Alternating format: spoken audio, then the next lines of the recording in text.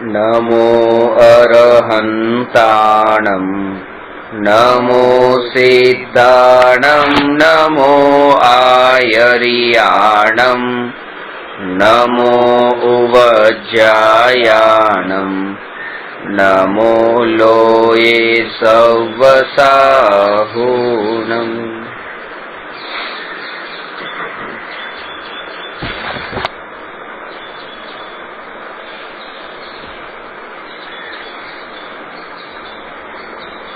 નિમિત્ત અકર્તા છે તો સદનિમિત્તોમાં રહેવાની શું જરૂર છે એની ચર્ચા કરી 199 પ્રશ્ન ઉપર। હવે પ્રશ્ન નંબર 200, શું નરક ગતિમાં તીવ્ર ઠંડી ગરમીનું દુઃખ જીવ ભોગવે છે?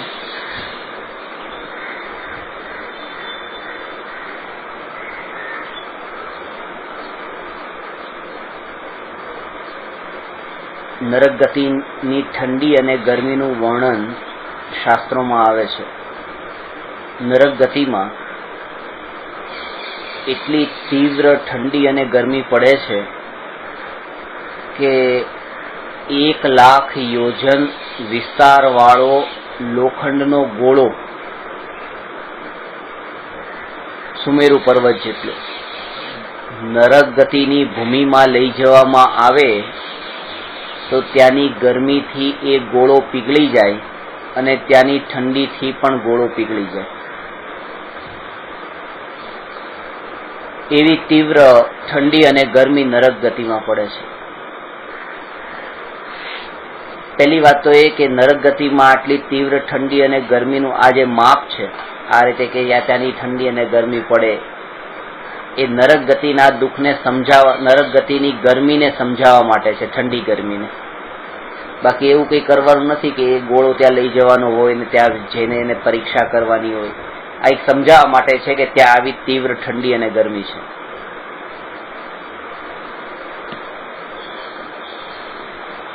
જેવી રીતે મીણ ગરમીના અંદર પીગળી જાય છે, એવી રીતે કહે છે કે ગરમીમાં લોખંડનો ગોળો એ પીગળી જાય છે। અને કે ઠંડીમાં કેવી રીતે પીગળે, કે ઠંડીના અંદર જેવી રીતે બહુ ઠંડુ વાતાવરણ હોય તો મીઠું જેવી રીતે ઓગળી જાય છે, એવી રીતે ત્યાં નરક ગતિમાં લોખંડનો ગોળો ઠંડી અને ગરમી બંનેથી ઓગળે છે। એવી તીવ્ર ગરમી અને ઠંડી છે। 7 નરક છે, નરકની 7 ભૂમિ છે। એમાં પહેલું નરક, બીજું, ત્રીજું અને ચોથું, આ 4 નરકમાં તો તીવ્ર ગરમી છે, ઠંડી છે જ નહીં। છઠ્ઠું અને 7મું આ 2 નરકમાં અતિશય ઠંડી છે, ત્યાં ગરમી નથી। ને 5મા નરકનો ઉપરનો ભાગ ગરમી અને નીચેનો ભાગ જે છે એ ઠંડીનો। એટલે આ રીતે 1 થી 4 અને 5મું ઉપરનું એ ગરમી અને નીચેનું 5મું અને 6 અને 7 એટલે નીચેનો આ રીતે ભાગ છે એ ઠંડીનો છે। ઠંડી અને ગરમી જેવી રીતે અહીંયા હિન્દુસ્તાનમાં જે વ્યક્તિ રહે છે તો એનું જે શરીર છે તો શરીરની રચના અહીંના વાતાવરણને અનુકૂળ છે, અને અમેરિકાના અંદર કે યુરોપમાં કોઈ રહે તો ત્યાંના વાતાવરણને અનુકૂળ છે। હવે કોઈ યુરોપિયન અહીંયા આ ગરમીમાં આવે તો એને અહીંનું વાતાવરણ સૂટ ન થાય, એટલે એના માટે આ ગરમી છે અતિશય લાગવાની છે। એટલે આપણને પ્રશ્ન થાય કે આટલી તીવ્ર ગરમી ને ઠંડી હોય તો ત્યાં નારકી જીવ, ત્યાં જીવન જ કેવી રીતે જીવી શકાય? કારણ કે આપણે વિચાર આ શરીરની સાથે ત્યાંની ગરમીને જોડીને કરીએ છીએ, પણ ત્યાંના શરીર અને ત્યાંની ગરમીને જો વિચાર જોડવામાં આવે તો જીવન અસંભવ છે એ વાત તો વિચારમાંથી નીકળી જશે। પણ એટલું છે કે અહીંનું શરીર અહીંની ગરમીને સહન કરવા માટે ટેવાઈ ગયું છે, તેમ છતાંય અહીંયા આપણને ગરમી તો લાગે છે ને ગરમીનું આપણને દુઃખ પણ લાગે છે, ભલે ટેવાયેલું હોય શરીર, ત્યાંના લોકોને ત્યાંની ઠંડી ગરમીના દુઃખ લાગે છે, ત્યાં ટેવાયેલા હોવા છતાં પણ. એવી જ રીતે અહીંયા પ્રશ્ન છે કે નરક ગતિમાં ઠંડી અને ગરમીથી નારકી એની સાથે જીવન જીવે છે, ઠંડી અને ગરમીનું દુઃખ કેવું ભોગવતો હશે. વધઘટ થાય એટલે વધઘટ થતી હોય. હા, અને એના કારણે, કારણ કે વધઘટ અહીંયા શરીરના નિમિત્તે, અહીંયા શરીરનું જે ટેમ્પરેચર છે અને બહારનું ટેમ્પરેચર, એ બંનેનો જે યોગ છે એના કારણે થઈને એને ત્યાં આ અક્ષર છે. જેમ કે અત્યારે આ અક્ષર જો દૂર ગયા તો મને નહીં વંચાય, અથવા અક્ષર અક્ષરના સ્થાને રહી અને આંખ દૂર ગઈ તો પણ મને નહીં વંચાય. એટલે કાં તો શરીરના અંદર આપણને ઠંડી ગરમી હોય ને વાતાવરણ એનું એ જ રહે. આમ પંખો ચાલુ હોય પણ તાવ આવ્યો છે તો આપણને એ જ પંખો પછી આપણને દુઃખનું કારણ લાગે છે, એ જ હવા દુઃખનું કારણ લાગે છે. ટેમ્પરેચરમાં ફેરફાર નથી થયો, પણ ફેરફાર અહીંયા થયો શરીરમાં.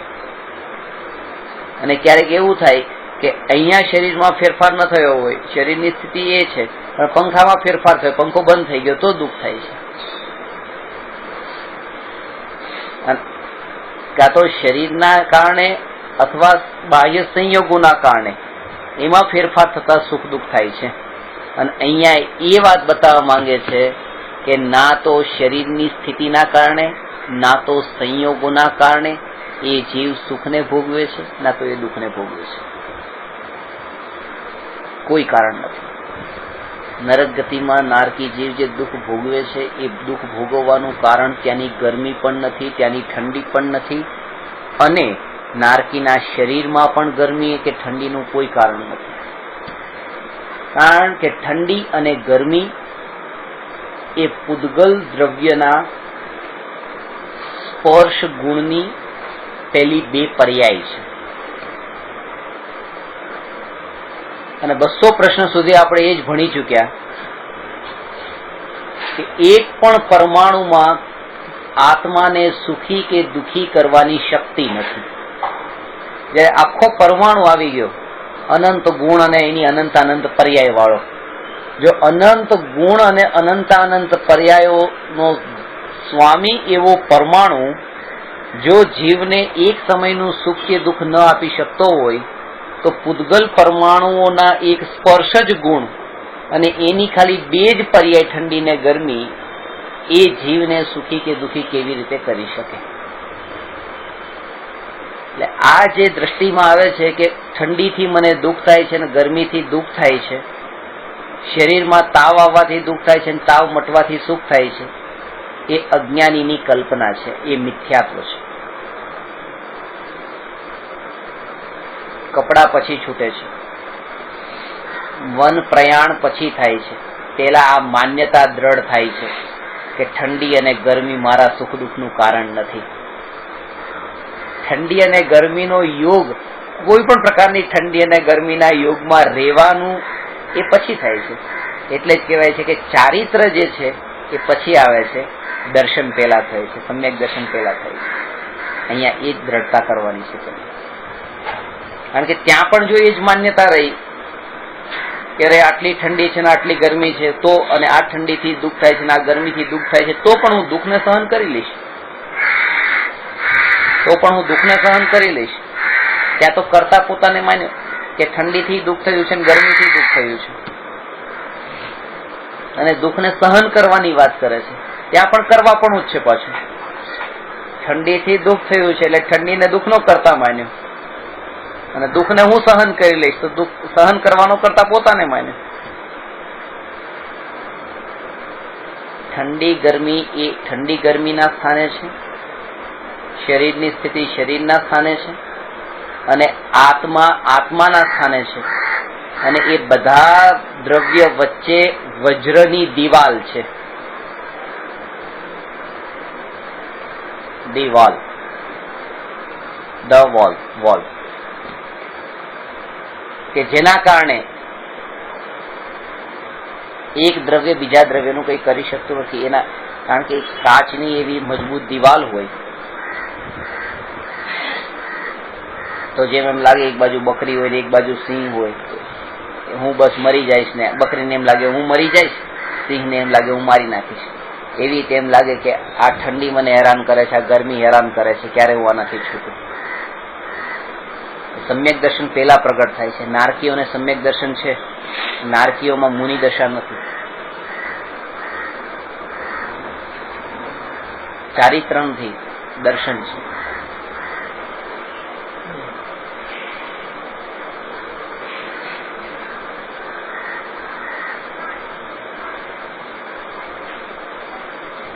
ઠંડીથી દૂર પણ નથી ભાગવાનું અને ઠંડીની સામે પણ નથી જવાનું. એ જ રીતે ગરમીથી દૂર નથી ભાગવાનું અને ગરમીથી સામે નથી ચાલવાનું. એ પેલા એર કન્ડિશન ભોગવતા હતા, હવે એવું થયું કે એર કન્ડિશન ભોગવવાનું છોડી દીધું અને જંગલમાં જતા રહ્યા. હવે તડકો સહન કરે છે, તડકામાં બેસીને ધ્યાન કરે છે. તો એ શું થયું કે ત્યાં જે જડતા હતી ને પેલા કે મારે આ ભોગવવું જ છે, ભોગવવું જ છે, ભોગવવું જ છે, એવી જડતા ક્યાં રહી ગઈ કે મારે ભોગવવું જ નથી, ભોગવવું જ નથી, ભોગવવું જ નથી. એ જડતા છે. કેવી જડતા છે કે અહીંયા જેમ એનો રાગનો એકાંત હતો, હવે ત્યાં એને દ્વેષનો એકાંત છે કે નથી ભોગવવું, એ મળે તો પણ એનાથી દૂર ભાગશે. પણ ત્યાં વિતરાગ દશા ન પ્રગટ થઈ. વિતરાગ દશા ત્યારે પ્રગટ થાય છે કે જ્યારે એ કોઈ પણ સ્થિતિ હોય એમાં એનો એકાંત ન હોય. જે એકાંત આવતા ત્યાં જડતા આવે છે, ત્યાં જ કશાયનું એ જ કશાય ત્યાં જ ઉભો થાય છે. કોઈ અહીંયા ગ્રહસ્થ પાસે કોઈ એક નગ્ન મહિલાનું ચિત્ર છે, તો હવે એ ચિત્રને એને જોવું છે, પોતાની પાસે એવી રીતે એને શરમ આવે છે કે કોઈ મને જોઈ ન જાય કે મારી પાસે આ ચિત્ર છે. તો એ ચિત્રને રાખે છે, કોઈ પુસ્તકની અંદર રાખ્યું, એની ઉપર કોઈ પૂઠું બીજું ચડાવી દીધું, છાપાનું ચડાવી દીધું, કે કોઈ ધર્મની પુસ્તકનું પૂઠું ચડાવી દીધું, પોતાની પાસે રાખે છે.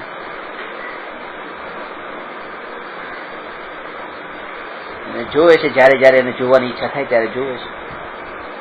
હવે એ જ ચિત્ર કોઈ મહારાજ સાહેબ પાસે લઈને ગયા, મહારાજ સાહેબને બતાવ્યું. તો મહારાજ સાહેબની સામે જયારે આમ તરત બતાવવામાં આવે, એ જ સમયે મહારાજ સાહેબનો પ્રતિભાવ શું હોય છે? નીકળો અહીંથી, આવું લઈને આવો છો, નીકળો નીકળો, ફટાફટ નીકળો, ભાગો. એ ચિત્ર એમને બતાવવામાં આવે, તમને ત્યાં ઉભા નહીં રહેવા દે 1 મિનિટ પણ. એ તરત જ વોચમેન હશે, ટ્રસ્ટી હશે, કોઈને પણ કહેશે આને દરવાજાની બહાર મૂકીને આવો. અહીંયા આવી રીતે કોને આવવા દીધું, કે કોને આવવા દીધું?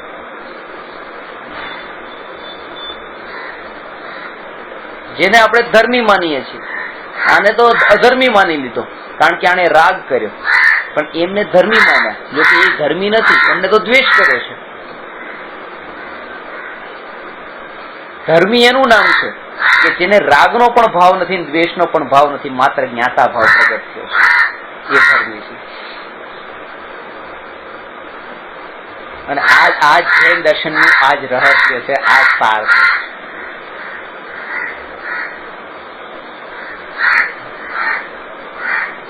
કે તમે કોઈના પ્રત્યે પણ દ્વેષ ન કરો અને રાગ પણ ન કરો. એકાંતમાં નહીં જાઓ, એકાંત નહીં જોઈએ.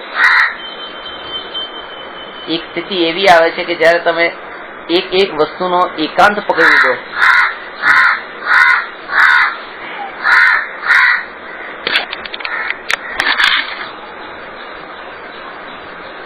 કોઈ એક વસ્તુનો એકાંત પકડી લેવાથી નિયમથી રાગ ઉત્પન્ન થાય છે અથવા દ્વેષ ઉત્પન્ન થાય છે. એ ગ્રહસ્થ દશામાં જ રહેવું છે, વનમાં જવું જ નથી. અને ગ્રહસ્થ દશા છોડ્યા પછી હવે વનમાં જ રહેવું છે.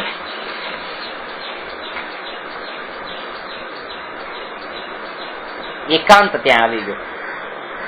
બસ મારે બધા હવે કપડા છોડીને એક સફેદ વસ્ત્ર ધારણ કરી લીધું. સફેદ વસ્ત્રથી પોતાની આઈડેન્ટિટી તૈયાર થઈ ગઈ. હવે પોતાને સફેદ વાળો માને છે. હવે માનો કે સફેદ કપડા છે, એને એ ધોવામાં ગયા હોય, બાકીના માનો 8 જોડી કપડા બીજા રંગીન પડ્યા હોય, એ નહીં પહેરે, એ આકુરતા કરશે ક્યારે સફેદ, ક્યારે સફેદ, ક્યારે સફેદ, હું સફેદ જ પહેરું, હવે રંગીન નહીં. બહુ ખતરનાક ભાવ છે. કારણ કે ત્યાં માને તો એમ છે કે હું ધર્મ કરું છું અને મોટો અધર્મ થઈ રહ્યો છે, કારણ કે આગ્રહ વાળો અધર્મ તો થઈ જ રહ્યો છે.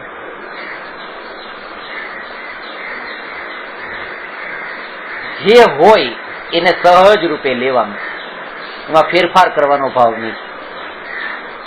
અને એ જ કહેવાય કે અનુકૂળતા કે પ્રતિકૂળતા, એ મહેલમાં રહેતો હોય કે પછી એ સ્મશાનમાં રહેતો હોય, એ બંને સ્થિતિમાં એક સરખો અનુભવ કરે છે. સ્મશાનનો પણ આગ્રહ નથી રાખતો અને મહેલનો પણ આગ્રહ નથી રાખતો.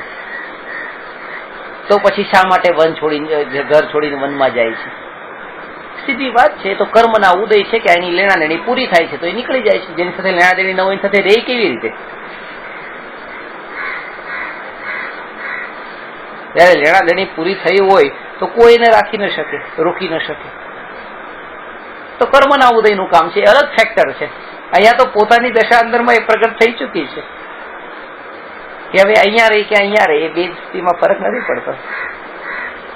અને એટલે જ છે કે જયારે ઉદય એવા હોય કે લેણાદેણી કોઈ ચીજ સાથે જે થોડી હોય તો આહાર માટે આવે છે કે નહીં?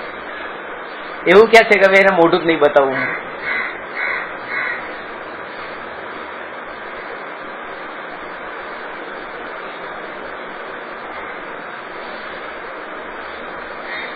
એટલે કોઈ એક નિમિત્તને, આ નિમિત્ત થયું, ઠંડી અને ગરમી જે છે એ નિમિત્ત થયું, અને નિમિત્તને કાર્યનો કર્તા માનવો એ જ મિથ્યાત્વ થયું.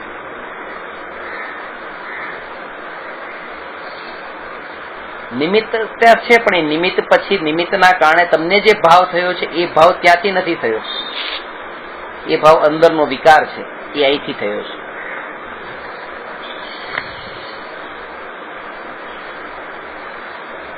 દુનિયામાં એવા કેટલા, મેં પણ ન્યૂઝપેપરમાં એવા વાંચ્યા છે. શિકાગોના અંદર એક આ સત્ય ઘટના ઘટી કે કોઈ એક વ્યક્તિ કાર લઈને જતો હતો અને એણે કારની અડફેટે એક મહિલા આડી આવી અને ઠોકર લાગી ગઈ, રસ્તા પર આડી પડી ગઈ.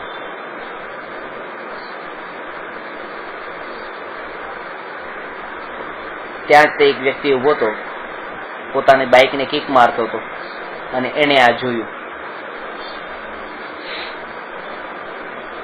તરત એને બાઇક ચાલુ કરી અને આ જેવો ગાડી લઈને ભાગ્યો એની પાછળ આ ભાગ્યો.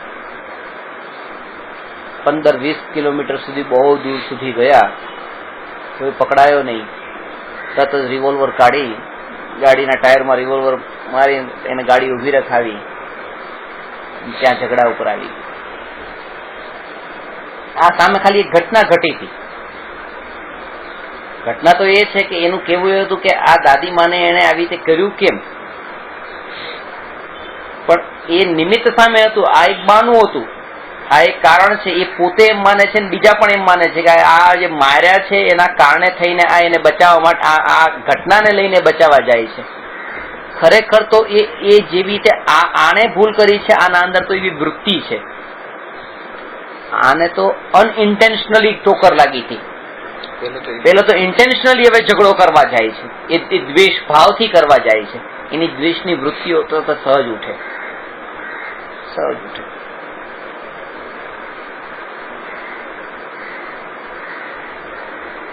કારણ કે ત્યાં બે પોસિબિલિટી હતી. એમને હોસ્પિટલ સુધી પણ લઈ જઈ શકતો હતો, પણ એ વિકલ્પ એને આવ્યો જ નથી, કારણ કે એની સાથે મતલબ જ નથી. એને તો એની વૃત્તિને પોષવી છે કે એને મારવા જવું છે. એવું જ થાય છે. માનો તમને મારતા તો હું તરત જ છૂટા પડો વચ્ચે પડ્યો. મારે દૂરથી હું રસ્તા પર જતો હતો ને તમે લડાઈ કરતા હતા, એક ભાઈ બીજા ભાઈને મારતા હતા. હવે જે મારવા વાળા છે મેં એને જુદા કરીને હું એમને મારવા માંડ્યો, તો હું તમને બચાવવા નથી માંગતો. હું તો મારી વૃત્તિ જે મારવા વાળી છે એનું નિમિત્ત શોધતો હતો કે ક્યાં કોઈ મને આવું મળી જાય. અને આખી દુનિયા એને ધર્મી માની લે છે કે જો કેટલો મોટો ધર્મી છે કે આ માર ખાતા હોય એને બચાવે છે. એ બચાવતો નથી, એ તો પોતાના કશાય પૂરા કરી રહ્યો છે, કશાયની પૂર્તિ કરી રહ્યો છે. એટલે નિમિત્ત સામે આવતા જીવ એ નિમિત્તમાં પોતાના કશાય ભાવોને કેવી રીતે પોષવા એ એના પોતાના ઉપર છે.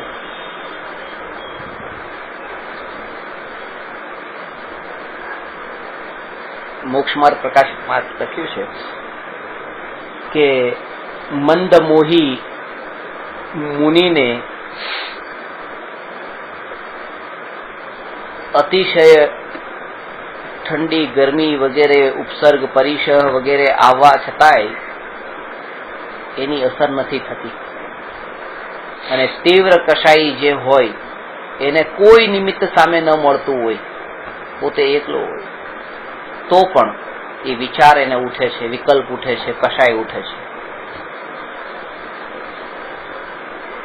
કલ્પનાથી છે.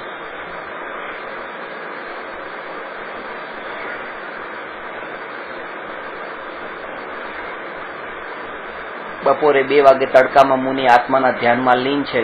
પથ્થર ગરમ છે, ગરમ પથ્થર પર આત્માના ધ્યાનમાં લીન છે, એવું એક દૃશ્ય જોયું એને. હવે શું કર્યું કે એને પણ એ વિચાર આવ્યો કે આ સાધુ જો 2 વાગે આત્માનું ધ્યાન કરતા હોય આવા તડકામાં, તો હું શરૂઆત કરું, 11 વાગ્યાની શરૂઆત કરું. એટલે 11 વાગે જઈને તડકા ઉપર જઈને બેઠો. 11 વાગે તે પથ્થર ગરમ હતો. એક સમય માટે પણ એ આત્માનું ધ્યાન ન કરી શક્યો, ગરમ પથ્થર પર બેઠો. અને સાધુએ પણ આ કામ કર્યું નતું. સાધુ પણ 2 વાગે આત્માનું ધ્યાન કરવા માટે ગયા નતા તડકામાં, પથ્થર પર. એ જોઈ રહ્યો છે, વાત સાચી છે. એ તો પોતાનું સવારથી જ પોતાનું આત્માનું ધ્યાન જ કરતા હતા, ને ધ્યાન કરવામાં તે એટલો સમય વીતી ગયો કે બપોરના 2 વાગી ગયા. એ એવું થોડું છે કે સ્પેશિયલ એ તડકો ની રાહ જોવે ને 2 વાગે ને પથ્થર તપ્યો છે કે નહીં, બરાબર હાથ લગાવીને પેલા જોઈ લેવાનો કે બરાબર તપી ગયો છે, હલાવ હવે હું બેસું. એ વિકલ્પ થોડો છે. ત્યાં તો અંતરની પરિણતિ નિમિત્ત તરફ છે જ નહીં, ઉપાદાન ઉપર જ છે ને ઉપાદાનની સ્થિરતા હોય છે, અને ત્યાં સહજ એવી સ્થિતિ આવી જાય છે. અજ્ઞાનીની દ્રષ્ટિ નિમિત્ત ઉપર છે, એટલે એને બપોરનો 2 વાગ્યાનો તડકો દેખાય છે, એટલે શરૂઆત તડકાથી કરે છે. એ શરૂઆત કરવાની જ નથી.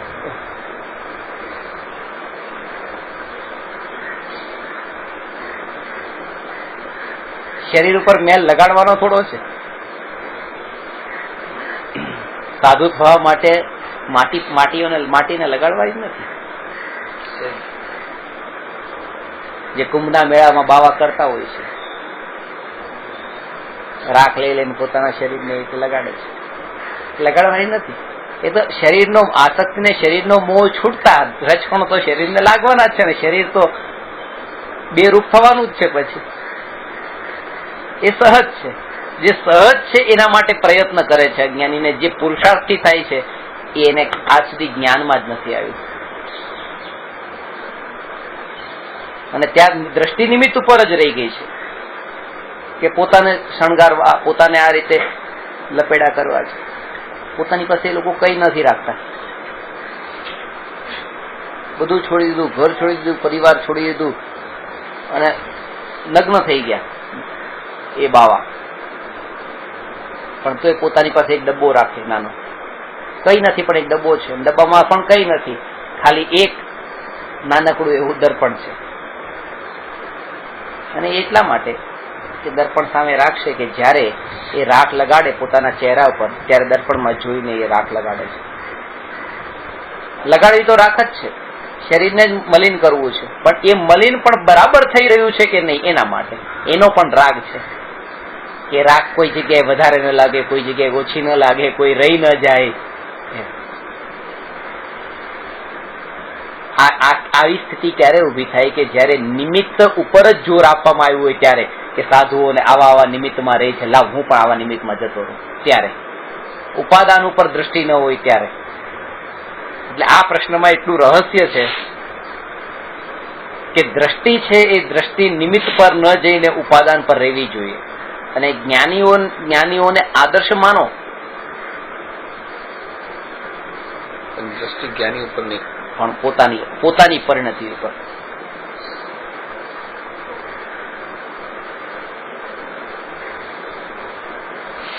એટલે જ્ઞાની તો તમે આદર્શ માન્યા. જ્ઞાની તમારા આદર્શ હોવા જોઈએ, પણ તમે આદર્શવાદી ન હોવા જોઈએ. છે કારણ કે જેને મહાવીર ભગવાન બનવાની ઈચ્છા છે, તે મહાવીર ભગવાન બની નથી શકતા. મહાવીર ભગવાનના નિર્વાણ પછી હજારો લોકો કે જેમને મહાવીર ભગવાનનું ચારિત્ર વાંચ્યું અને એક પણ જીવ મહાવીર ભગવાન પછી કોઈ બીજો મહાવીર થયો? થઈ જ ન શકે. રામ પછી કોઈ બીજા રામ થયા? ન થઈ શકે. એ ન થઈ શકે. એમના જેવા થઈ શકાય એ ન થઈ શકાય. એ તો એ જ છે ને, આ જ છે. કારણ કે દરેકનું પોતપોતાનું આ સત્ય, મહાવીર ભગવાનને એ પોતાનું એ સત્ય હતું, આપણું પોતાનું સત્ય છે. અને પોતાનું સત્ય હોવા છતાં પણ પોતાના સત્ય ઉપર ન જોઈને બીજાના સત્ય ઉપર જોયું છે ને, એટલા માટે જ પોતાનું સત્ય પામતા રહી ગયો છે. એટલે પોતે મહાવીર જેવો પણ ન થઈ શક્યો. મહાવીર તો થઈ જ નતો શકવાનો, પણ મહાવીર જેવો જે થવાનો છે ને, એ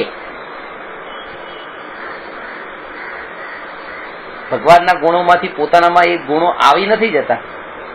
પોતાના જે ગુણો હતા એના ઉપર જે આવરણ હતું એ આવરણ નીકળી જાય છે. ત્યારે એમ કહેવાય છે ભગવાનના ગુણો પોતાનામાં આવ્યા. ભગવાન પાસે એક ગુણ પણ વધારે ક્યાં છે એવો? ઘણા લોકો એવા હોય છે, હું એને પૂછું કે તમે ભગવાનના દર્શન કરવા જાઓ છો? તો કે ત્યાં જઈને શું માંગો છો?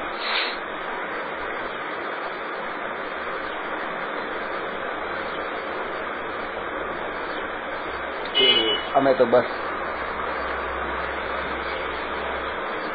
2 ગાડી, 2 ઘર, આટલા પૈસા, આમ તેમ, આવું બધું માંગીએ છીએ. એની સાથે બીજો એક વ્યક્તિ હોય, એક આવું બધું મંગાય. તમે શું માંગો છો ભગવાન પાસે? હું તો બસ મોક્ષ માંગુ છું, બીજું કઈ નથી માંગુ. મોક્ષ માંગુ, મારે ભગવાન પાસેથી બીજી કોઈ અપેક્ષા નહીં, મોક્ષ માંગુ.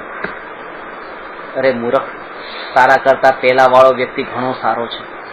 કારણ કે એને તો એવું માંગ્યું છે જે ભગવાને છોડી દીધું, ભગવાનને કામનું નતું. પણ તું તો એ માંગી રહ્યો છે જે ભગવાનને ખાસ કામનું છે, જેના કારણે એ ભગવાન છે. આ જયારે ભગવાન પાસેથી એ માંગે છે તો ભગવાનને ભગવાન તરીકે દેખવા માંગે છે. કારણ કે ભગવાન પાસે તો ભૌતિક વસ્તુ માંગી રહ્યો છે, તો ભગવાન પણ તો નષ્ટ નથી થવાનું એનાથી. પણ તું તો ભગવાનનો મોક્ષ, ભગવાન પાસે મોક્ષ માંગી રહ્યો છે. મોક્ષ માંગી રહ્યો છે એનો મતલબ શું? ભગવાન પાસે 2 મોક્ષ થોડા છે? એક તને આપે ને એક એમની પાસે રાખે. એમની પાસે તો એક જ મોક્ષ છે. મોક્ષ એક માંગવાનો નથી ભગવાન પાસે.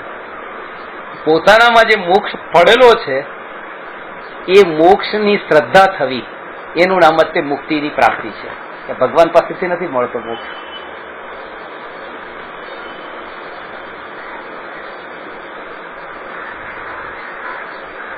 સમયસારમાં એ કહે છે કે જ્યારે તમે વિચાર કરો ત્યારે ક્યારેય એ વિચાર નહીં કરવો કે મારે મુક્ત થવું છે.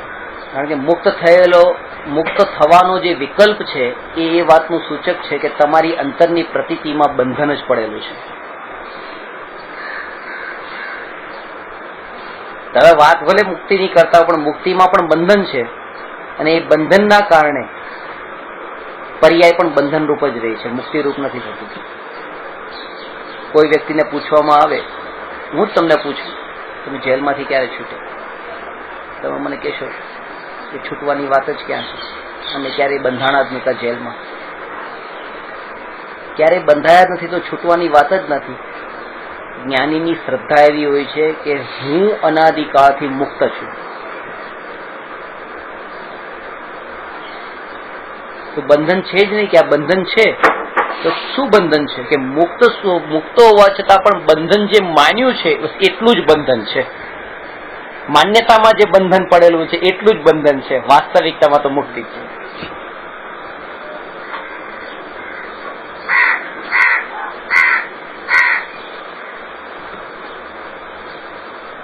પેલો તો મુક્ત જ છે, મુક્ત જ છે. દ્રવ્ય સ્વભાવ તો મુક્ત છે.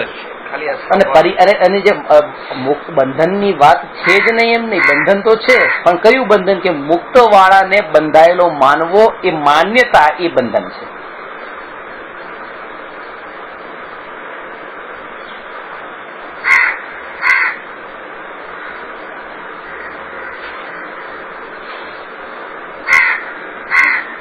એકાંત રૂપ માન્યતા જે છે એ થાંભલાની પકડીને થાંભલાની ફરતો ફરતો પોતે ફરી રહ્યો છે, પોતે મુક્ત છે.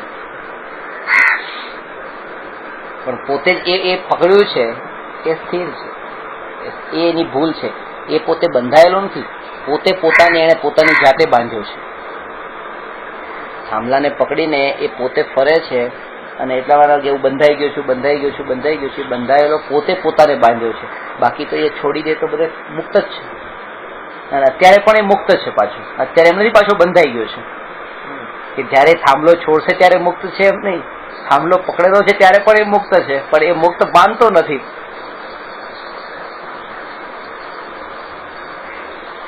ખાસ વાત તો એ છે કે એ માને છે કે મને થાંભલાએ બાંધ્યો છે, એટલા માટે એનો નિકાલ નથી થતો. જો હજી એમ માની લઈ કે હું પોતાની જાતે જ તે અહીંયા બંધાયો છું અને મારે જ મુક્ત થવાનું છે, તો હજી પણ ચાન્સ છે. અહીંયા તો એમ જ માને છે કે હું મુક્ત છું, પણ અત્યારે બંધાયેલો છું. બંધાયેલો કોના કારણે બંધાયેલો છું? કે ઘરવાળા કારણે, પરિવારના કારણે, સગાવાલાના કારણે, મિત્રોના કારણે, પત્ની પુત્રના કારણે, આ બધા સંયોગોના કારણે બંધાયો છું. એ નિમિત્તને જ કારણ માને છે બંધનનું. અને હું મારી ઉપાદાનની, મારી માન્યતાની નબળાઈથી બંધાયો છું એમ જો માને તો પુરુષાર્થ પડે.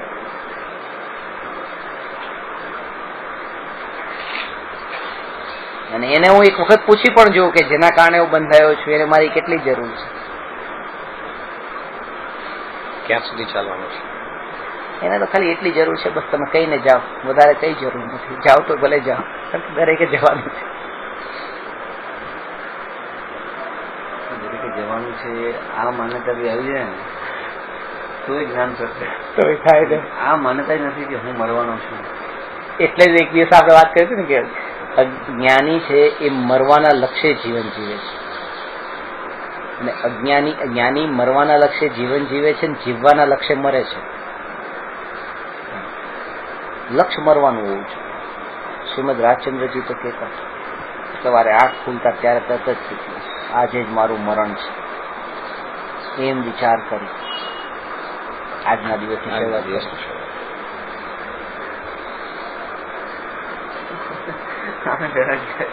તો આમ વિચાર કરે તોય તે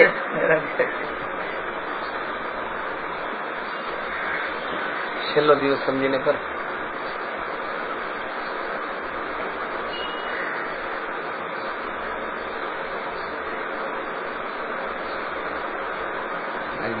આ ચિંતન હોય તો આત્મજ્ઞાન કરે. અને ચિંતન અલગ અલગ પ્રકારથી આ રીતે કહેવાય. કોઈ કે આવું નેગેટિવ થિંકિંગ કેમ કરવાનું, હજી જિંદગી આટલી લાંબી પડી છે અને આ ડરપોક લોકો આવો વિચાર કરે આજે જ મરી જવાનું છે. અરે જે જિંદગી મળી એને જીવો. એટલા માટે તો કહેવાય છે કે જિંદગી મળી અને જીવો, સાચા રૂપમાં જીવો. એટલા માટે જ કીધું કે આજે જ મરણ છે એટલે આજે જ જીવો, એમ નહીં કે કાલે જીવો. આજે જ મરણ છે એ વાત કહીને મરવાની વાત નથી બતાવવા માંગતા, એ જીવી લો એમ, પ્રતિક્ષણ જીવી લો. સોલ્જરો હોય છે ને એમને પણ આ જ ભણાવવામાં આવે છે. તો કાલની ચિંતા થાય નડી જ નથી. એક ક્ષણે જ જીવો છે, એનો આનંદ માનો. અને ત્યારે જે પત્નીને છોડી શકે છે પાછળ, છોડી શકે છે.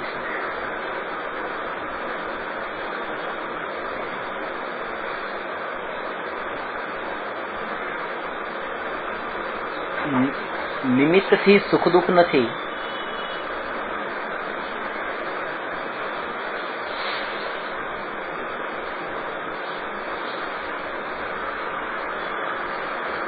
કોઈ વ્યક્તિ પાસે 1 કરોડ રૂપિયા છે, 1 કરોડ રૂપિયા એની પાસે છે એટલે એને સુખ છે એમ નહીં. એની માન્યતા પણ એવી નથી કે મારી પાસે 1 કરોડ રૂપિયા છે એટલે હું સુખી છું. કોઈ એમ કે માન્યતાના કારણ કે માન્યતામાં પોતાને કરોડપતિ માન્યો છે એટલે એ સુખી છે એમ નહીં. ત્યાં એક સાથે 2 માન્યતા છે જે કામ કરે છે કે હું કરોડપતિ છું અને આ બીજા બધા કરોડપતિ નથી. એ નથી વાળી જે માન્યતા છે ને એનાથી સુખી થાય છે. પોતાની પાસે હોવામાં કઈ નથી. મારી પાસે આંખ છે, આંખના કારણે એને કોઈ સુખ લાગતું નથી. મારી પાસે કાન છે, એમાં સુખ લાગતું નથી. હા, ક્યારેક એવું થશે કે કોઈ અંધને જોશે ત્યારે પોતાને થોડુંક અહેસાસ થશે કે જો હું આના કરતા પ્રાયોરિટી પોતાની એમ લાગશે કે આના કરતા થોડો ચડિયાતો છું. ત્યાં એને આંખના કારણે પણ મોટો માનશે કારણ કે એની પાસે નથી.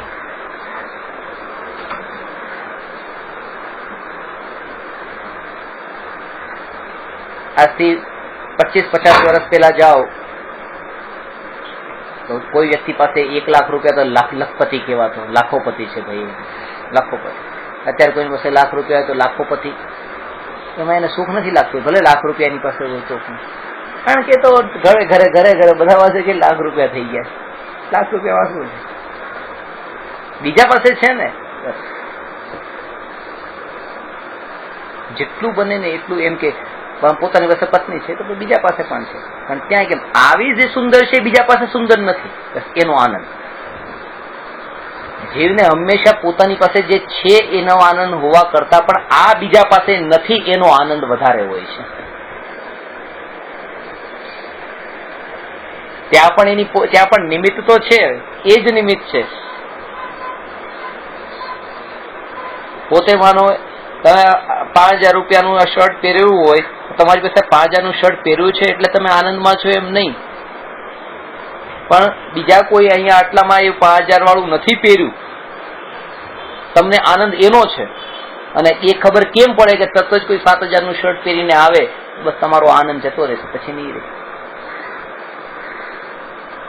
દ્રષ્ટિ તરત જ ગઈ 7000 વાળા તરફ, એ આનંદ ન રહ્યો.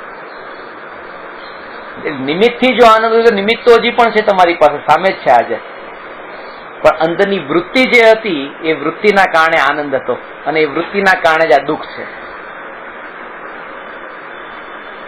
એટલે કીધું કે તમારી પાસે વસ્તુ હોય કે ન હોય એનું મહત્વ નથી, એને રાખો ને એને છોડો મહત્વ એનું નથી. સમ્યક દર્શન માટે મહત્વ એનું છે કે તમારી પાસે જે હોય એ તમારી પાસે જે છે એટલું જ, એને બીજાની સાથે જોડવાની જરૂર જ નથી. બીજા સાથે એને જોડ્યું કે તરત જ રાગ દ્વેષના વિકલ્પો ઉભા થયા. જોડતા તરત જ,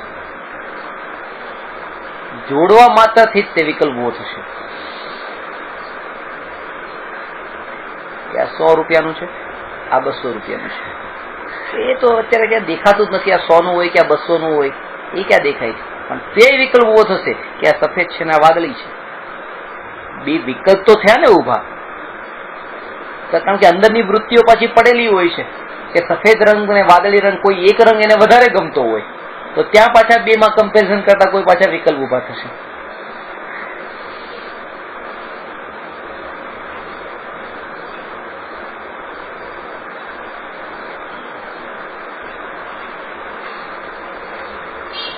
અને માન્યતામાં એ જ અંદર છુપું છુપું એ જ પડેલું હોય છે કે પોતે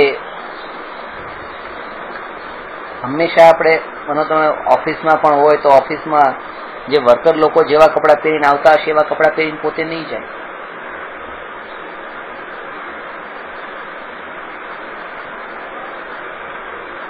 કેમ? કારણ કે ત્યાં એનો હું શેઠ છું તો પછી મારે એ રીતે જવું જોઈએ. અહીંયા તે પાયધુનીના મંદિરમાં તમને ક્યારે વાત કરી હોય તો આપણે સિમંદર સ્વામીનું મંદિર છે,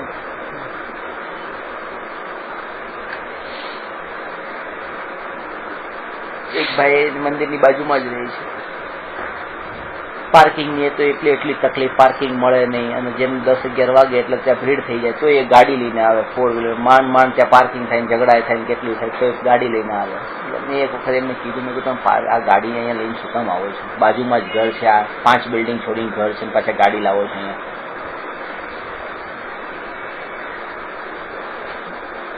કે આપણી ઓફિસમાં જે કામ કરે છે ને કે સ્કૂટર લઈને આવે છે કે ખરેખર અને જો હું અહીંયા ચાલતો આવું તો નોકરનો નોકર થયો કેવો તમારા કે બસ એના માટે થઈને આ ગાડી લાવવી પડે છે કે છે તમને અત્યારે આ કહી દઉં છું. કીધું પણ અંદરથી એક પર માટે હસવું આવી ગયું. પણ બીજા પણ એમ લાગ્યું કે આપણામાં પણ આવી વૃત્તિઓ નથી પડી ને, એના જેવું જ આપણે તો કંઈ નથી કરતા ને, એની વૃત્તિ તો પકડમાં આવી ગઈ. આપણી વૃત્તિ પણ આવી જ ક્યાંક નથી પડી ને.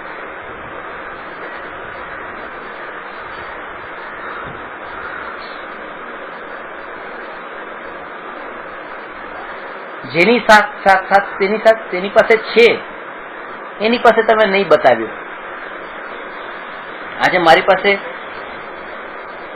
2 કરોડ રૂપિયા છે ને તમારી પાસે 100 કરોડ રૂપિયા છે, તો 100 કરોડ રૂપિયા મેં મારા 2 કરોડ રૂપિયાને 100 કરોડ વાળાની સામે બતાવ્યા જ નહીં, કારણ કે ત્યાં મને ખબર છે કે ત્યાં મારું કઈ નથી. પણ મેં જે લખપતિ ને જે રસ્તા ઉપર હતા ને એવા બધાની સામે તો શો ઓફ કર્યો પાછો કારણ કે ત્યાં પછી મને ઉચ્ચતા મળે છે, ત્યાં પોતે માન મળે છે, અને અજ્ઞાની પહેલી કોશિશ એ કરે છે.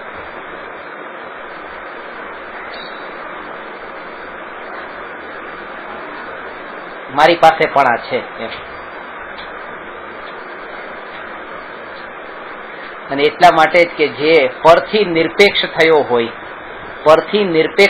હોય, જેણે પોતાને એક રૂપે જ માન્યો હોય, એને એ પ્રશ્ન જ ઉભો નથી થતો કે હવે આ કેટલાનું, કારણ કે ત્યાં બીજા કોઈનો વિકલ્પ જ નથી. મહાવીર ભગવાન દીક્ષા લઈને નગ્ન થયા તો એ આ જ કારણ હતું. ત્યારે એક પણ અનુભવમાં આવે છે ને, ત્યારે પરિણતિ એવા રૂપે ચાલતી હોય ત્યારે બીજાનો વિકલ્પ જ ટળી જાય છે. એક કથા વાંચી હતી, બહુ સરસ હતી, કે જયારે મહાવીર ભગવાન નગ્ન થયા ત્યારે મહાવીર ભગવાન નગ્ન નતા થયા, પણ એમણે આખી દુનિયાને નગ્ન કરી દીધી હતી.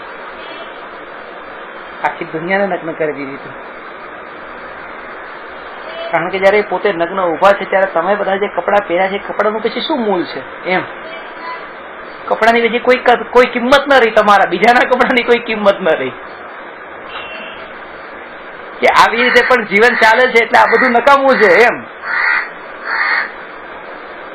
તે પોતે નગ્ન થયા એટલે બીજાના કપડાનું મૂલ્ય કાઢી નાખ્યું.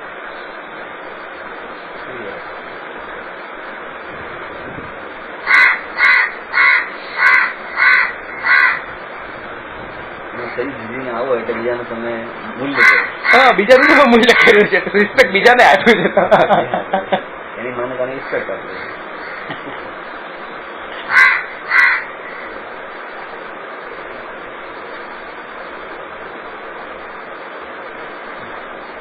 લક્ષ્ય એ પણ ન હોવું, આ લક્ષ્ય ન બની જવું જોઈએ. કેવું લક્ષ્ય? બસ હું આવા જ કપડાને આવી રીતે જીવન જીવીશ કે જેથી કરીને તમે તમારું બધાનું મૂલ્ય કાઢી નાખો.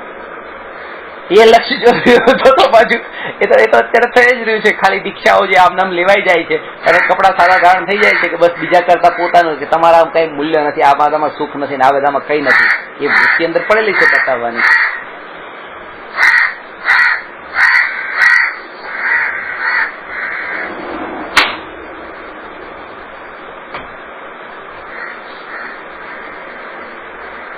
તમે જે સજીને આવ્યા છો એનું કોઈ મૂલ્ય નથી મારી સામે. એ સાધુનું કહેવું એટલું જ છે કે એનું કોઈ મૂલ્ય નથી. પણ જયારે એ દ્રષ્ટિમાં ન આવે, ખરી સાધના તો એ જ છે. ત્યારે પછી અમે એમ બી ના આવવું જોઈએ કે આનું મૂલ્ય નથી ને આનું મૂલ્ય છે, એ તો ના આવું. એક મહારાજ પ્રવચન આપતા હતા, કહેતા હતા કે તમે આવા દાગીના અને બધું પહેરીને આવો છો, હવેથી આ દાગીના ને બધું પહેરવાનું છોડી દો. કારણ કે તમને જયારે હું આ રૂપમાં જોઉં છું ત્યારે એમ લાગે છે કે તમને આવી વાત આત્માની કેવી રીતે કરવી, તમે આ દાગીના નથી છોડતા. આ લોકો જે દાગીના પહેર્યા છે એ તો લગ્ન થયા અને ત્યાંથી જે ગળામાં મંગળસૂત્ર આ તે તો બધું પહેરેલું છે, એ એનું રોજનું રૂટીન થયું છે. એટલે ભાવ ઉત્પન્ન થવાનું કારણ એ લોકો માટે એવું કઈ બનતું જ નથી. પહેરેલું છે. આ પોતે છોડ્યું છે ને એના ઉપરની દ્રષ્ટિ છોડી છે એમ માને છે, પાછું નજરની સામે આવે છે, પાછી અંદરની દ્રષ્ટિ પાછું ઊભું થાય છે. ત્યારે ખબર પડે છે સૌથી વધારે નુકસાન તો એ પોતાને કરે છે. એટલે આ કે જયારે બીજાને એ રૂપે જોયા છે બાહ્ય નિમિત્તના રૂપમાં, તમને દ્રષ્ટિમાં જ ન આવે કે પછી એ કેવા કપડા પહેરીને આવ્યા છે, દાગીના પહેર્યા છે કે નથી પહેર્યા. કારણ કે એ તો બોલતી વખતે દરેક સમયે એ પોતાની પર્યાયનું જોડાણ પોતાના સ્વભાવ સાથે થતું હોય એવી ઝંખના વારંવાર કે જેવો ઉપયોગ બહાર ગયો કે પાછો અંદર સ્પર્શે, જેવો બહાર ગયો કે પાછો અંદર સ્પર્શે. બે જ કામ છે. એક તો આ વ્યવહાર છે કે બોલવાનું એક વ્યવહાર છે ને અંદરની વારંવાર સ્પર્શ ના થવી, બસ. ત્રીજું કોઈ કાર્ય નથી. ત્રીજા ઉપર દ્રષ્ટિ પણ રાખવાની જરૂર નથી. એટલું જ વ્યવહાર કે માનો કે અહીંથી 1 લાખ રૂપિયા લઈને ટ્રેનમાં જવાનું છે તો ટિકિટ ખરીદવાની છે, તો ટિકિટ ખરીદવા માટે ટિકિટ બારી પર ગયા, બસ, અને ટિકિટ ખરીદી લીધી. પણ ત્યાં એ વિકલ્પ નથી કે જેની પાસે ટિકિટ ખરીદી એના કપડા કેવા છે ને એ શું છે. ત્યાં વિકલ્પ નથી. ખરીદવાની છે, ટિકિટ ખરીદી લીધી, ખરીદી લીધા પછી એક હાથથી ટિકિટ રાખી ખરીદીએ છીએ ને બીજો હાથ તો પાછો પૈસા ઉપર જ છે ખિસ્સામાં. વ્યવહાર કરવાનો છે એટલો વ્યવહાર કરી લીધો અને બીજો હાથ તો છોડ્યો નથી, પણ એના કપડા ઉપર ધ્યાન રાખવાનું નથી. તો આ વ્યવહાર બોલવા પૂરતો વ્યવહાર છે, તો એટલો જ વ્યવહાર જાણે, બસ એનાથી બહાર જવાની જરૂર નથી કે આ કોને બોલું છું, શું કોના માટે બોલું છું, કઈ નહીં. આ બોલવું એક વ્યવહાર છે અને અંતરની એ બોલતા બોલતા પણ અંતરની સ્પર્શના પોતે કરવી એનું પ્રયોજન છે. પ્રયોજન તો ખાસ આ છે, પાછું બોલવું પ્રયોજન નથી. કપડા દાગીના ઉપર દ્રષ્ટિ જવી એ તો વ્યવહાર પણ નતો. ટિકિટ ખરીદવી એટલો વ્યવહાર હતો, પણ એ પ્રયોજન નતું. પ્રયોજન તો મૂળ એ પૈસાનું હતું.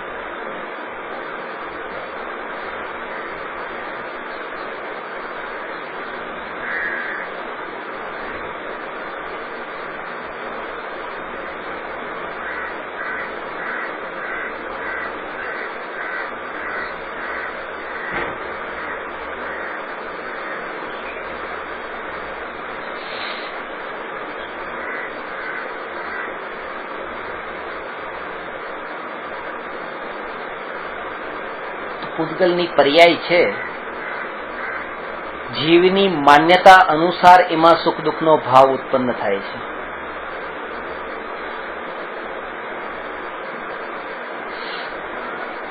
જેમ મીઠાશમાં સુખ લાગે છે, પણ તાવ આવ્યો હોય ત્યારે મીઠાઈ ખાતા એ મીઠાઈ પણ કડવી લાગે છે, એ મીઠાઈ પણ દુઃખરૂપ લાગે છે.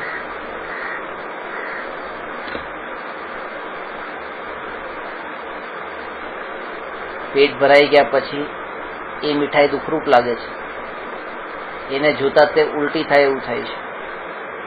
પણ માન્યતામાં એમ છે કે મીઠાઈમાં સુખ છે. એટલે જે સુખની પાછળ જે આમ ભાગાભાગી કરે છે ને એને એ અસ્થિરતા જે છે ને, અસ્થિરતા દુઃખની નિશાની છે.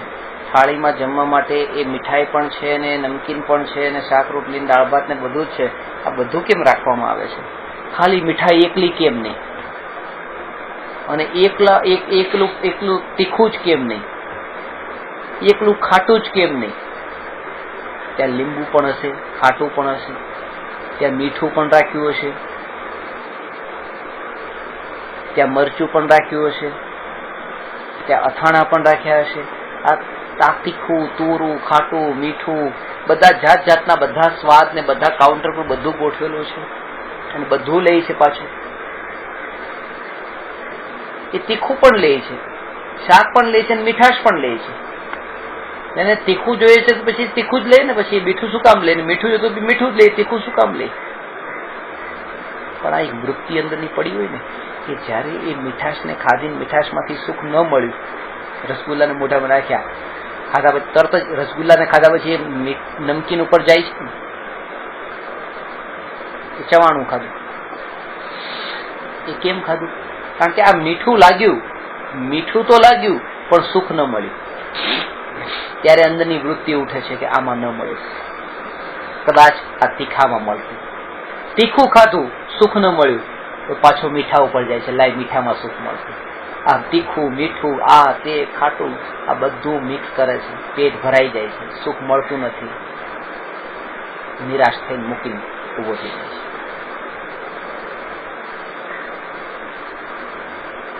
ઊંઘી જાય છે. કારણ કે અહીંયા ન મળ્યું, ખાવા ન મળ્યું, ખાવામાં ન મળ્યું તો ઊંઘવામાં મળશે. આજે એની ક્રિયાઓ બદલાય છે. દ્રષ્ટિ ક્રિયા ઉપર નહીં કરવી, દ્રષ્ટિ એની વૃત્તિ ઉપર કરવી જાય. એની વૃત્તિ જ છે કે જે બધું આને કરાવે છે.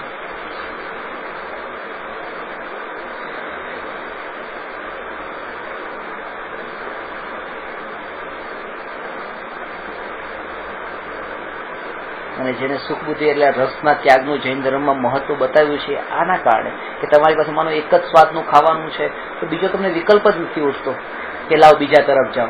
કારણ કે આમાં સુખ ન મળ્યું એવો જેને વિકલ્પ ઉઠે એ બીજામાં જાય. પણ એને તો આમાં સુખનો વિકલ્પ જ નતો અને દુઃખનો પણ વિકલ્પ નથી. એ તો બસ સહજ ક્રિયા ચાલી રહી છે પેટ ભરવાની. એમાં જડવત પૂછાઈ જાય છે. ઘણા માણસો જેમ કે બે દ્રવ્ય ખાતા હોય છે, સાવ નિરસથી ખાતા હોય છે, અને એ બે દ્રવ્યોનો જ પાછો આગ્રહ હોય છે. એ બે દ્રવ્યોનો બહુ જબરદસ્ત આગ્રહ હોય છે.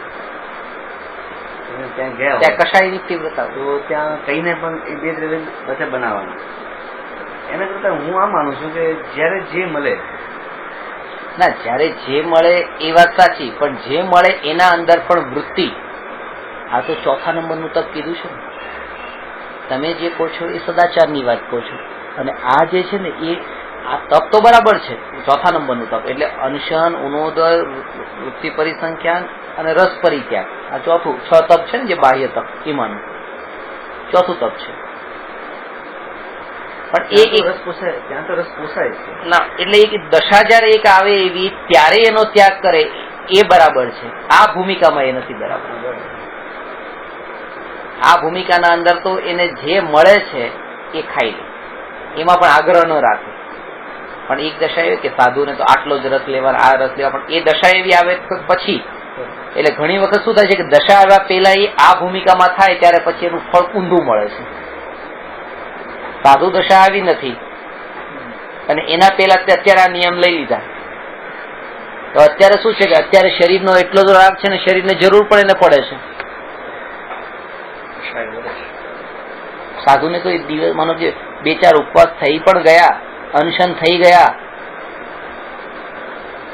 તો પણ ફરક નહીં પડે. આખો દિવસ કામ ધંધો કરે છે અને પછી એમાંનો એક ટાઈમનું ખાવાનું છૂટી જાય છે એને તકલીફ પડે છે, વિકલ્પ ઉલટા વધે છે. કારણ કે ભોગોમાં રચેલા પચેલાને તો ખાવાનું મળવું જ જોઈએ, ન મળે તો પછી વધારે વિકલ્પ.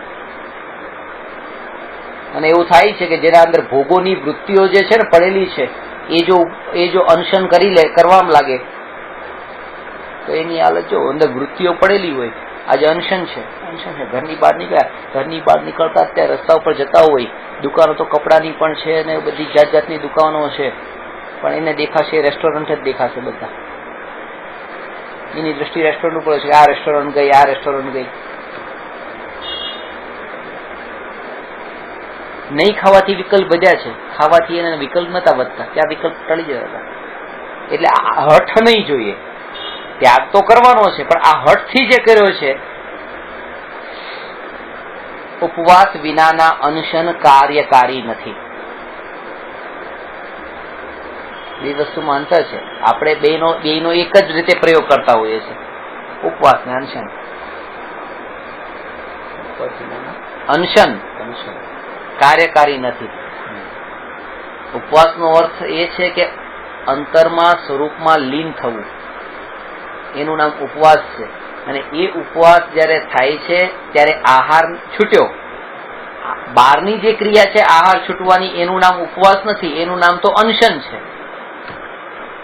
શાસ્ત્રમાં પણ વાસ એટલે વસ્તુ, હા, નજીક, સૌથી જે નજીકનું છે એમાં જ વસી જવું.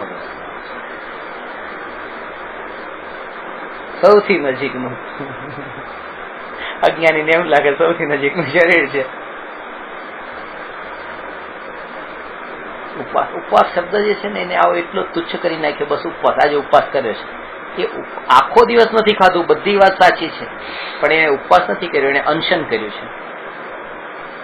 અને એ અનશન એટલા માટે, કારણ કે અનશન તો બધા માટે વપરાય છે. અનશન ઉપર ઉતરી જાય છે કે નહીં બધા?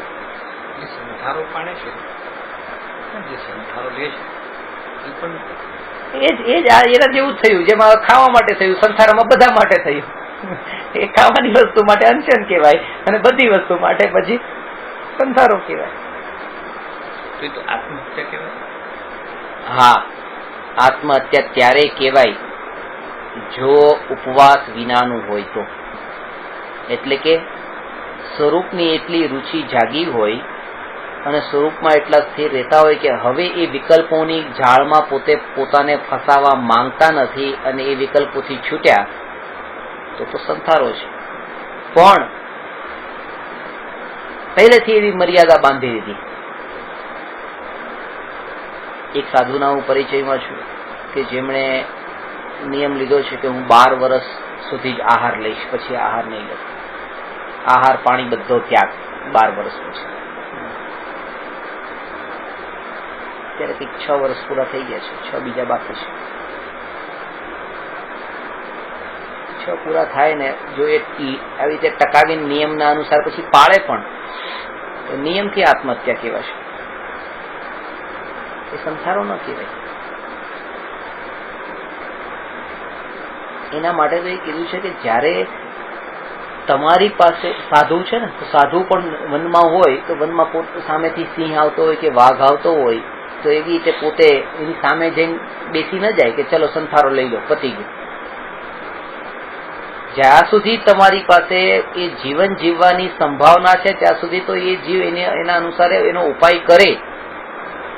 એટલે કે ચલો આથી આહાર પાણી છોડી દેવો છે એમ નહીં, આહાર માટે નીકળે, આહાર લેવા નીકળે તો છે, સંસારો થોડો લઈ લે છે, આહાર માટે નીકળે છે પણ કશાય વગર, એટલે કે ગૃધ્ધતા વગર.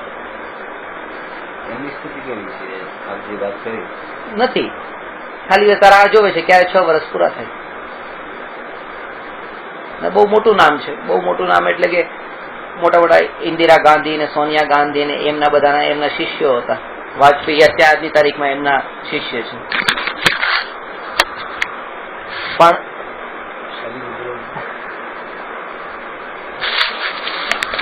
નરક ગતિની ભૂમિમાં ત્યાં વૈક્રિક શરીર હોય છે. વૈક્રિક શરીર તો પારા સમાન કીધું છે, પારા માફક કે જેના ટુકડા થઈ જાય તો પણ પાછું જોઈન થઈ જાય. ઔદારિક શરીર, આહાર ખાય એટલે આહારક નહીં, ઔદારિક. આહારક શરીર તો પુતળું નીકળે ને, 6ઠ્ઠા ગુણસ્થાન વર્તી ભાવલિંગી સાધુને તત્વોમાં કોઈ શંકા થતા એ રીતે એક હાથ લાંબુ એવું પૂતળું જેમ બહાર નીકળે છે અને એ કેવળી અથવા શ્રુત કેવળી પાસે જાય છે.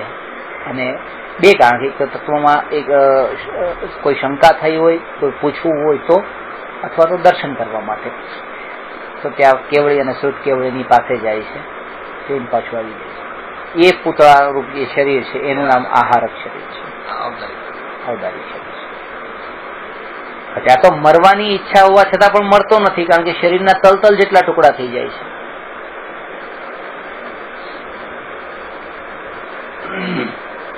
નરક ગતિમાં જો એ બાહ્ય સંયોગ દુઃખનું કારણ બનતા હો તો સમ્યક દ્રષ્ટિને પણ દુઃખ થવું જોઈએ. સમ્યક દ્રષ્ટિને દુઃખ થતું નથી. એની માટે નર્ક જે છે એ ખાલી સંયોગ છે, લેણાદેણી છે.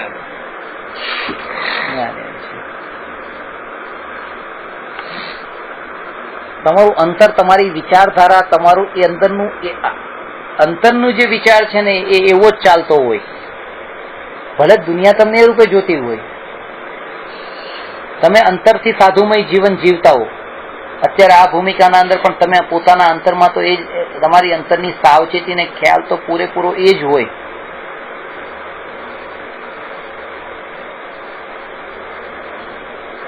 દુનિયામાં તમે નીચે જોઈને ચાલો છો, કોઈ જીવજંતુ મરે નહીં એનું તમે ધ્યાન રાખો છો,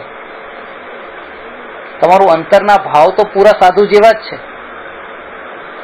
દુનિયા તમને ગ્રહસ્થ તરીકે જોવે છે, એનાથી તમને ફરક નથી પડતો. તમે તમારું કામ કરો.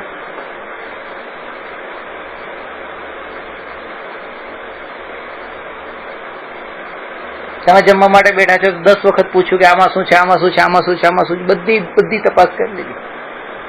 એવી તો કોઈ વસ્તુ નથી ને કે ભાઈ જેમાં મારે અપક્ષ વસ્તુ એમાં આવી જાય. તો પૂરું સાવચેતીથી જે ખાધું એને તમે કર્યું છે. દુનિયા તમને ગ્રહસ્થ માને છે, તમારું જીવન સાદું જેવું છે. તમારી અંતરની ભાવના એ રાખી કે મારે કોઈનું એક વસ્તુ પણ મારે કોઈની લેવી નથી. ભલે તમે અંતરની ભાવના પૂરી છે, તમે એનો ખેદ પણ વર્તતો હોય કે આ બહુ ખોટું કરી રહ્યો છું, આ બહુ ખોટું કરી રહ્યો છું. ત્યાં તમે દુકાનના પછી 60ના તમે 100 પણ કર્યા ને તો પણ એ તમારું ખોટું ચોરી નથી. એ નીચે જોઈને ચાલવું, એ અહિંસા, ત્યાં પછી ખોટું બોલવું નહીં, ચોરી કરવી નહીં, એ તમારી ભાવના જો એવી હોય, તમે ત્યાં 12માં કરતા હોય છે તો 12માં તમે ગ્રહસ્થ છો, પણ અંતરના ભાવ તમારા એવા છે ને. વિચાર જો તમારે એવા ચાલુ થઈ ગયા ને એક વખત, તો એ એક્શનમાં આવવાના છે, કારણ કે વિચારથી જ શરૂઆત થાય છે. વિચાર એવો જ રહેવો જોઈએ બસ, કે મહાવ્રતાદિને પાળવા યોગ્ય તત્વના વિચારો જેને રે એ જ એક વખત ગ્રહસ્થમાંથી સાધુ થાય છે. કારણ કે વિચાર એટલો ફલી ફૂલી ગયો હોય કે પછી એ બહારના એક્શનમાં પણ સાધુપણું લાવી દે. અંતરનો વિચાર તો એવો જ ચાલતો હોય. અને અત્યારે શું કે લોકો એમ કે તમે અત્યારે ગ્રહસ્થ છો, ગ્રહસ્થની ભૂમિકામાં તમે દુનિયાની સામે તમે એ રીતે દેખાશો, પણ તમારા વિચારો ને તમારી અંતરની પરિણતિના અંદર નિર્મળતા લાવવાની તમને ક્યાં ના પાડી? નિર્મળતા લાવો, બહારનું એક્શન ઓટોમેટિક પલટાશે. અને એને બચાવ કરવો છે, કારણ કે એને બહારનો રૂપ પણ બદલવું નથી, અંદરની પરિણતિમાં પણ મલિનતા રાખવી છે. સમાધાન થઈ જાય છે. તમે આવી રીતે આટલા ભોગોમાં પડ્યા છો, તમે આમ આડેધડ વર્તો છો કે હા એ તો બહારની ક્રિયા અલગ હોય ને અંદરની પ્રતીતિ અલગ હોય, પણ એ આદર્શ નથી માનવાની હોતી. આદર્શ તો અંતરની પ્રતીતિ પણ પરિણતિ નિર્મળ થાય એ આદર્શ છે.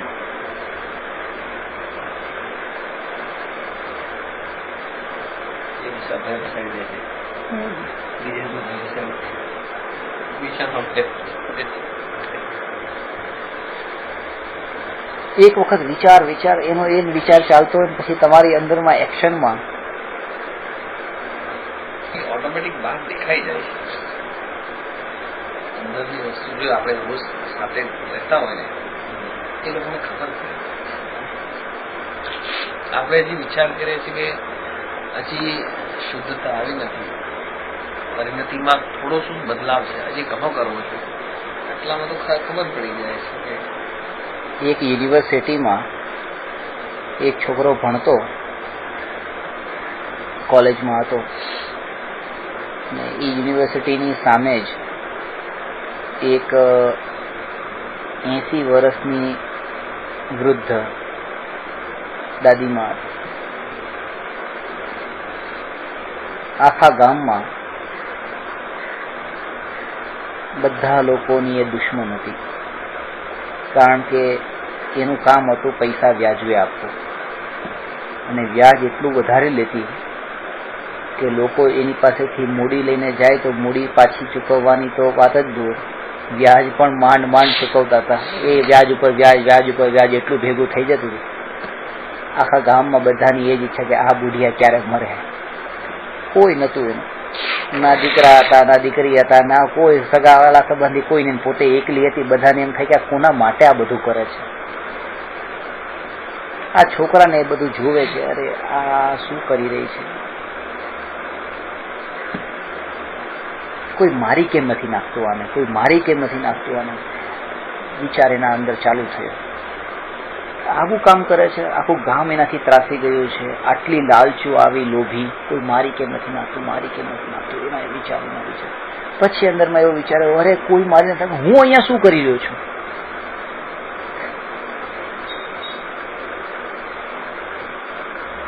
ના મારે નથી કરવું, આવું કામ મારે નથી કરવું, જવા દે.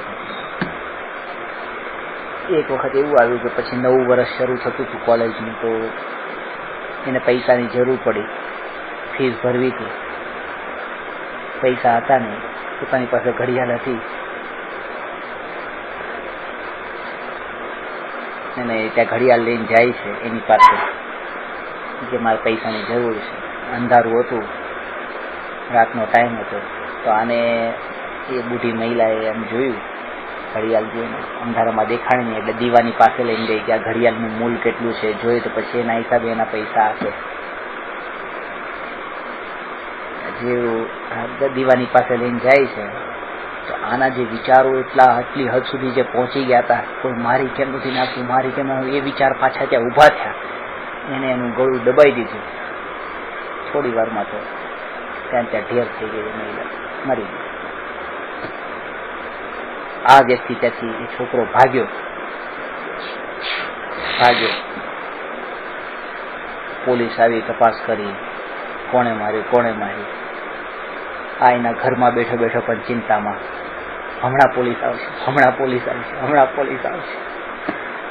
રસ્તા પર ચાલે તો પણ એ જ વિચાર, પોલીસ સામેથી પોલીસને આવતા જોઈ બીજી ગલીમાં જતો રહ્યો. પોલીસ એને કઈ શોધખોળ કઈ નથી કરતી, પોલીસનો ચહેરો જોતા જ બીજે ભાગે છે. હવે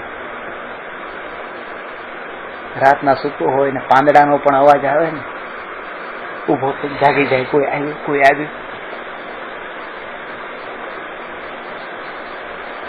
અંદરમાં આવે વિચાર કે હું પોલીસ વાળાને બતાવી દઉં, મેં જ મારી છે. એ વિચાર ચાલુ છે, બતાવી જ દઉં છું, બતાવી જ દેવું છે, બતાવી જ દેવું છે, બતાવી જ દેવું છે.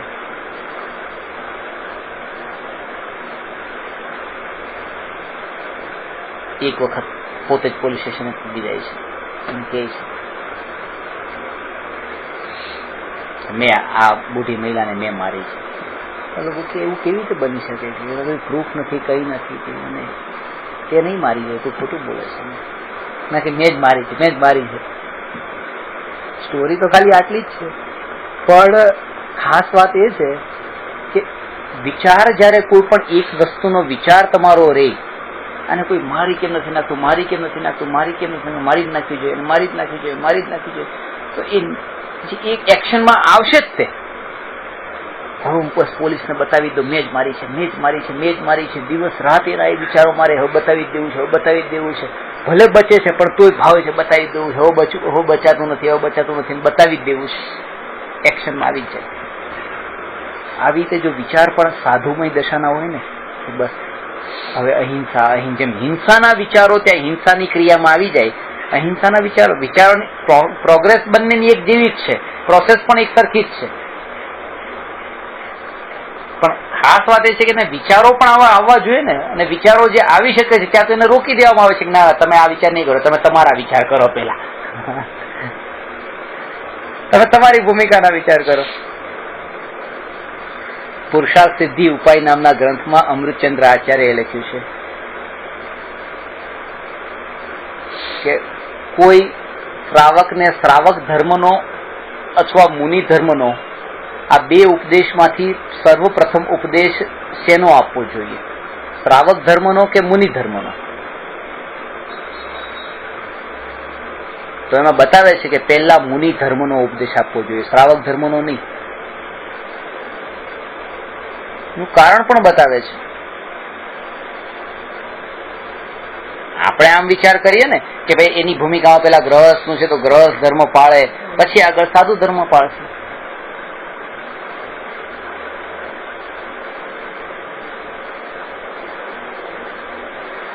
તો કહે છે કે સાધુ ધર્મ બતાવતા એમાં ગ્રહસ્થ ધર્મ તો છુપાયેલો છે.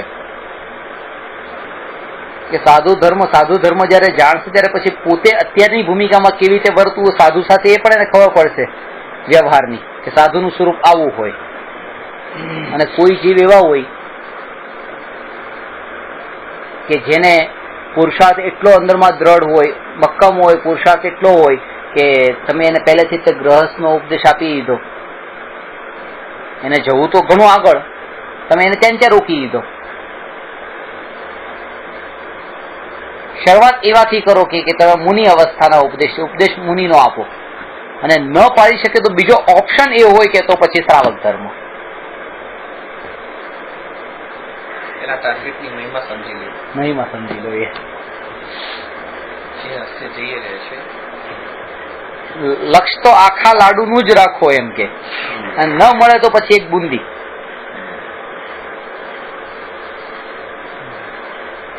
જે મહિમા વધશે તો હજી. હા, પણ આ વાત પણ છે ને એ લોકોને નથી ગમતી જેને હજી ભોગોમાં રસ પડે છે, જેને ખાલી બહારનો દેખાવ કરીને ત્યાગ કરેલો છે એને આ વાત નથી ગમતી. કારણ કે એને એમ છે કે અરે વાત તો સાચી, જ્યાં સુધી તમને પહેલી વસ્તુની મહિમા નહીં ખબર પડે ત્યાં સુધી એની જિજ્ઞાસા નહીં જાય. પુરુષાર્થ એ કરી શકે, અને કોઈ પણ એવા પણ છે કિસ્સા કે ત્યાં એવું નથી હોતું કે સીધો પેલા એ ગુણસ્થાનની દ્રષ્ટિએ પણ પેલા ચોથા ગુણસ્થાનમાં આવે, પછી ચોથા ગુણસ્થાનથી પછી છઠ્ઠા સાતમા ગુણસ્થાનમાં આવે. આવો નિયમ થોડો છે. કોઈ જીવ ડાયરેક્ટ પહેલા ગુણસ્થાનથી સાતમા ગુણસ્થાનમાં જાય છે, તો જાય છે, એક સંભાવના છે, તો પછી એ જીવને પહેલા એ ઉપદેશ આપવાનો, ઉપદેશ આપે ને એ ન થઈ શકે તો પછી આ ઉપદેશ પણ છે, આ પણ એક ચાન્સ છે.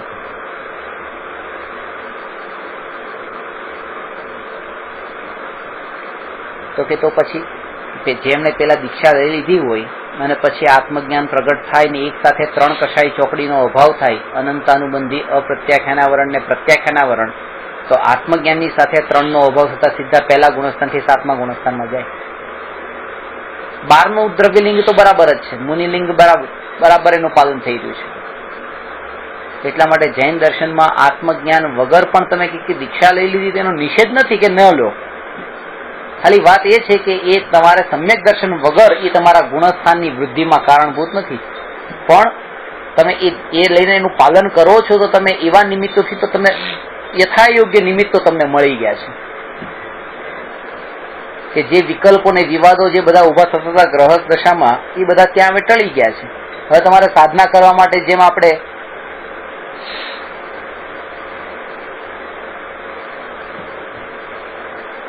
નિમિત્તોથી દૂર જાય છે એવી રીતે આ નિમિત્તોથી દૂર ગયા. અને એ શરૂઆત એવી રીતે જ હોય, એવી રીતે શરૂઆત કરીને અભ્યાસ એવો જ કરે. ટોળાની વચ્ચે તો પછી આવવાનું સહજ થવાનું છે. અભ્યાસ એક વખત એવો તો કરી લે. એ ગાડી તો એકાંતમાં જ શીખવી પડશે જયારે કોઈ ગાડી બીજી ન ચાલતી હોય. સવારના પોરમાં આવી રીતે પછી શીખ્યા પછી આવે ને ત્યાં એ શીખવાની કોશિશ પણ ન કરે, કારણ કે એ નહીં કરી શકે, એનો અભ્યાસ જ ખોટો છે. અને અજ્ઞાની એ કોશિશ જ કરે છે કે કોઈ પણ ઘટના ઘટે, કોઈ પણ સંયોગ સામે આવે, બસ એનો જ્ઞાતા રહેવાની કોશિશ કરે, એનો જ્ઞાતા દર્શાવવાની સહજ રૂપે લેવાની કોશિશ કરે. સવારથી સાંજ સુધી દુકાનમાં બેઠો હોય ને બસ હું આનો કરનારો નથી, હું આનો કરનારો નથી, આ એની રીતે ચાલે છે, આ એની રીતે ચાલે છે. અરે તમે 15 દિવસ નીકળી જાઓ અને ત્યાં અનુભવ કરીને જો કે જો આ ચાલ્યું કે નહીં, અને પછી આવશો ત્યારે તમને ખબર પડશે જો 15 દિવસ ચાલ્યું હતું એની રીતે ચાલ્યું હતું તો આ પણ એની રીતે જ ચાલે છે. હવે એ પ્રેક્ટિકલી તમને ખબર પડી છે.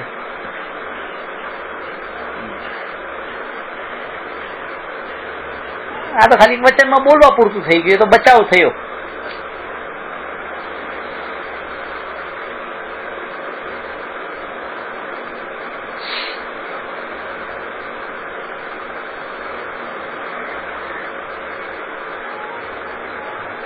ત્યાં જ ધાર્મિકપણું માની લે છે અને પોતે પણ ત્યાં ભ્રમમાં જ રમતો હોય છે, જ્યારે પોતાની વૃત્તિ જ પોષતો હોય છે.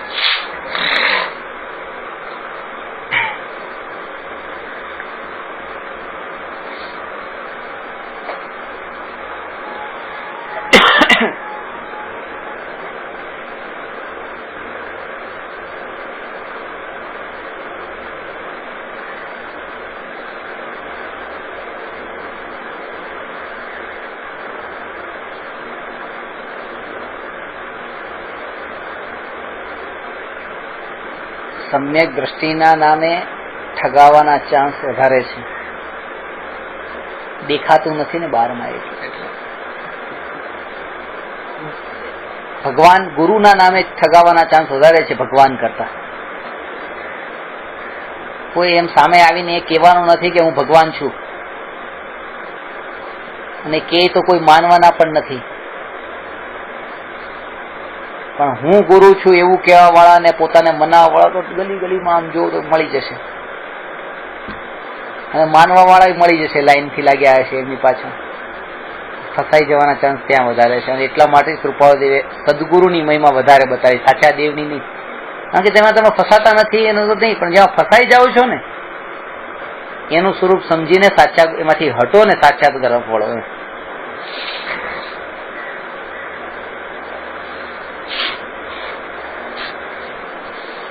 આવો અભ્યાસ તમે કરો ને, તમે થોડા દિવસ એમ લાગે કે જો આનાથી દૂર ગયા પછી પણ આમ થયું ને, તો એનું પરિણામ તો એ રીતે થતું રહ્યું ને, તો આ બધી ખોટી કલ્પના કરી રહ્યો છે, આ કલ્પના ખોટી કરી રહ્યો છે, એનું પરિણામ તો થઈ જ રહ્યું છે. એનું પરિણામ થઈ જ રહ્યું છે. ઉપયોગ તો એક સમયમાં એક જ જગ્યાએ ટકે છે, ઉપયોગ તો એક જ જગ્યાએ ટકે છે. બાકી એ સમયે ઉપયોગ તો બીજા આખા જગતમાં ક્યાંય પણ ટકતો નથી. અત્યારે એના માટે આ બહુ સૂક્ષ્મતાથી આ સિદ્ધાંતનો વિચાર કરવો કે અત્યારે મારી દ્રષ્ટિ આ એક જીવ ઉપર છે અને હું એમને સમજાવી રહ્યો છું, અને હું એમ માનું છું કે હું એમનું પરિણમન કરું, હું એમનું પરિણમન કરું.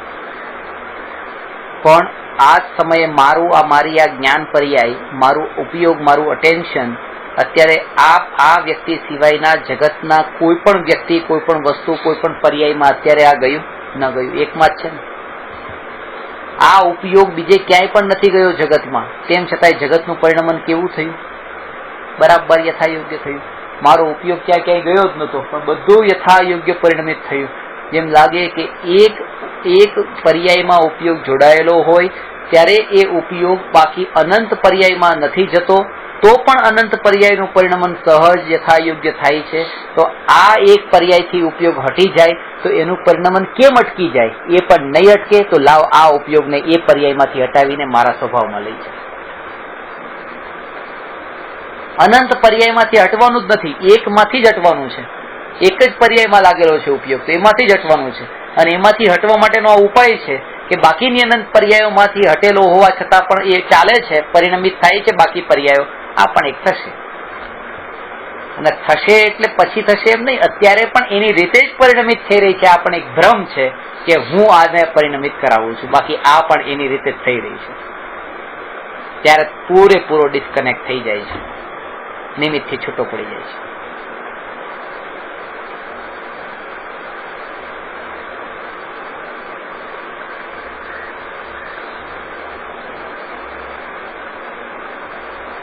નિમિત્ત દુઃખનું કે સુખનું કારણ નથી, અંતરની પરિણતિના કારણે સુખ દુઃખ થાય છે. એ પરિણતિ ક્યાંથી ઊભી થાય છે, કેવી રીતે પોષાય છે અને કેવી રીતે વિકાસ પામે છે, એના ઉપર થોડી ચર્ચા કરવાની છે, જે આવતીકાલે કરીને પછી 200 પ્રશ્ન પૂરા કરીને 201 પર જશે. નમો અરહંતાણમ નમો સિદ્ધાણમ નમો આયરિયાણમ નમો ઉવજ્જાયાણમ નમો લોયે સવસાહું